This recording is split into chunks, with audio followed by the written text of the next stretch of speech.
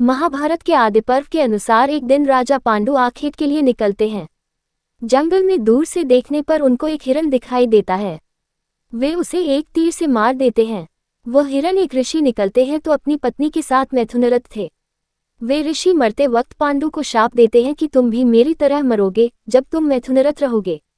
इस शाप के भय से पांडु अपना राज्य अपने भाई धृतराष्ट्र को सौंपकर अपनी पत्नियों कुंती और माद्री के साथ जंगल चले जाते हैं। जंगल में वे सन्यासियों का जीवन जीने लगते हैं, लेकिन पांडु इस बात से दुखी रहते हैं कि उनकी कोई संतान नहीं है और वे कुंती को समझाने का प्रयत्न करते हैं कि उसे किसी ऋषि के साथ समागम करके संतान उत्पन्न करनी चाहिए। कुंती पर पुरुष के साथ नहीं सोना चाहती तो पांडु उसे यह कथा सुनाते हैं।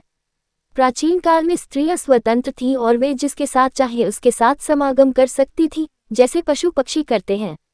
केवल ऋतुकाल में पत्नी केवल पति के साथ समागम कर सकती है, अन्यथा वह स्वतंत्र है। यही धर्म था जो नारियों का पक्ष करता था और सभी इसका पालन करते थे। एक उद्दालक नाम के प्रसिद्ध मुनि थे जिनका श्वेतकेतु नाम का एक पुत्र था। एक बार जब श्वेतकेतु अपने माता पिता के साथ बैठे थे, एक ब्राह्मण आया और श्वेतकेतु की मां का हाथ पकड़कर बोला, आओ चलें।